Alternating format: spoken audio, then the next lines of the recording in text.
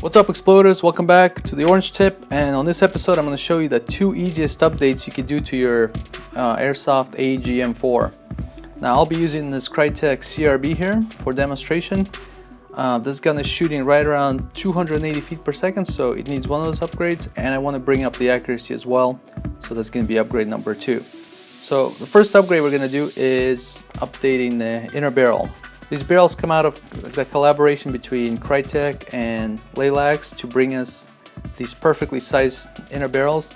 As you can see here, it says CRB LMG, so whatever Krytac you have, you just find the same gun model on here and you'll get the perfect length, and they are like perfect. They go right to the end of the actual outer barrel, so no wasted space, which I love. Of course, you could use these for other guns as well. My favorite feature about this is the bigger window that they've cut into these barrels. Now it might not seem like a big deal, and if you're doing a traditional hop up with the nub reaching in there, it's not really that big a deal.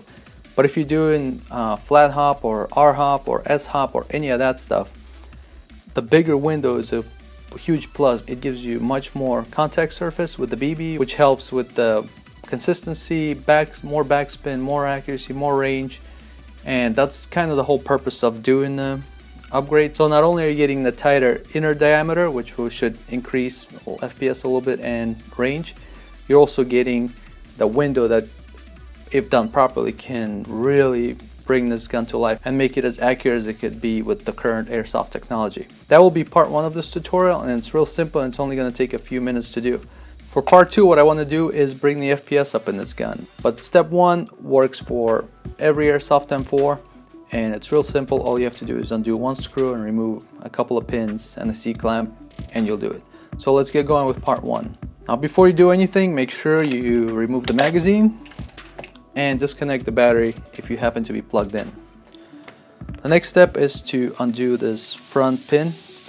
Now some guns don't require this. The pins just pop out, but on the Krytac you have to unscrew one half of it.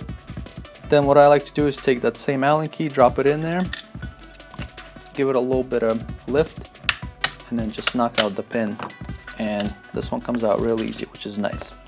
So now you should be able to just slide the top and bottom receivers apart, and you could set your lower aside. You do not need it at the moment, and then if you tilt it, your inner barrel will pop out.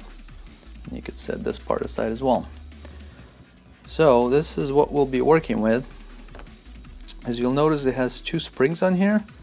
The smaller spring fits into the hop-up chamber and compresses and acts like one of those metal rings you typically slide into the hop-up chamber. And then the bigger spring comes over the top of it. That's what gives you that back pressure against the outer barrel that keeps pushing the hop-up into the gearbox nozzle here. So you have a nice constant seal. So the big one will fall off. The small one requires you to take off this O-ring to get to it. Take that off. Might need a little tool to get under there, and then you could take off this other spring, put them aside. You'll need them again. So what you want to do is make sure your hop up is set to 0.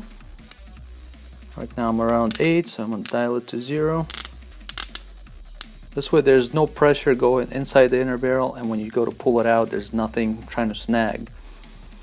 The next step is to remove the C-clamp at the bottom here, and I really like the Krytac clamp here. It's really tight, so you don't get a lot of that wobble like you do with some other inner barrels where you never know if it's sitting up and down. This thing, when it's clamped in properly, it wants to sit the way you want it to sit. So the little tip I got from Tim at Krytac to get to this thing is to twist the inner, and they'll create a gap there. Then I like to stick a flathead screwdriver in there, and sometimes you have to go from both sides. I'm going to twist it the other way now and get it off. As you saw there, it likes to fly away, so try to point in a direction where you could actually recover it. So keep this, you'll need all this stuff. Next step is another plus of the Krytac hop-up. On the traditional hop-up, you have to take off all the little gears that control the arm, which there's 3 of them. So you have to take off little C-clamps and pins and screws.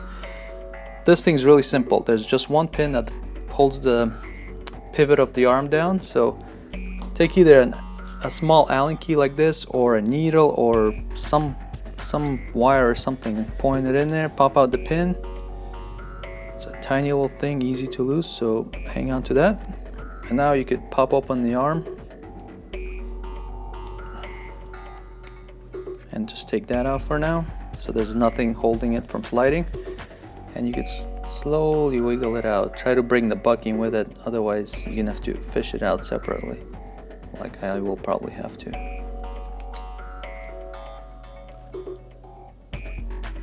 That goes. Alright, so here's our old inner.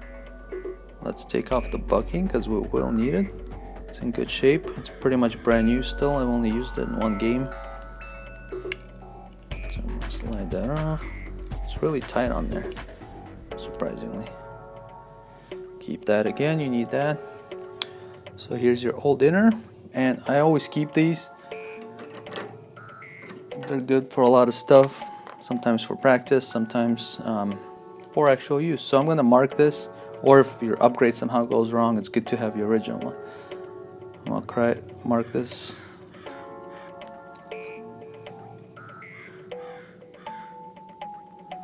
So that's good. Set that aside. You do not need that, obviously. Now we could start upgrading. So like I mentioned, this is the inner we'll be using. As you can see, it's the same exact size as the one we just removed. Perfect. And here's that larger window I was talking about.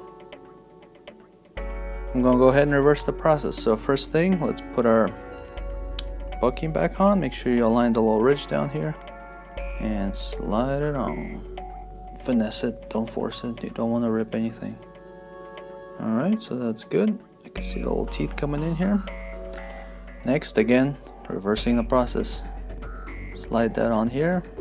I like to look at the bottom while I do this, so I know my center line is centered here.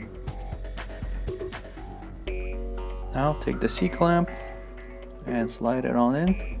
This will help you keep this whole thing center aligned. Go. Perfect.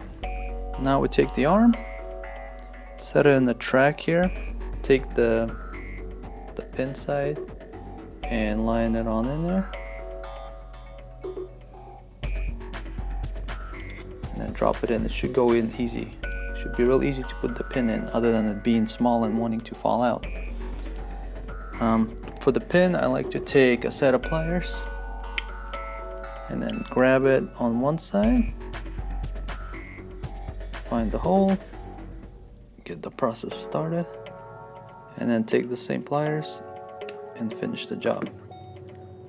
So there you go. Now I'm gonna just mess with the settings and make sure the arm is coming in properly. It looks pretty good in there.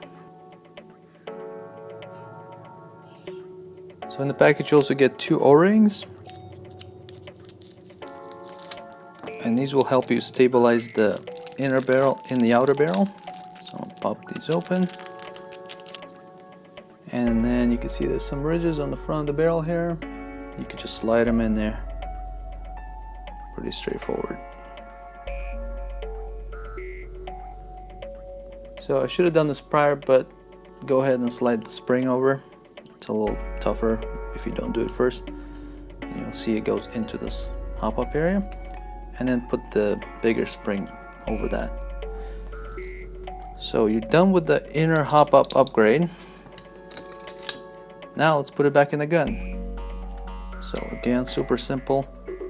Take this, slide it on in there all the way, and it should have a little spring to it. And take your lower, take your upper, close this ejection door, slide the 2 together, and then drop the pin back in from the right hand side.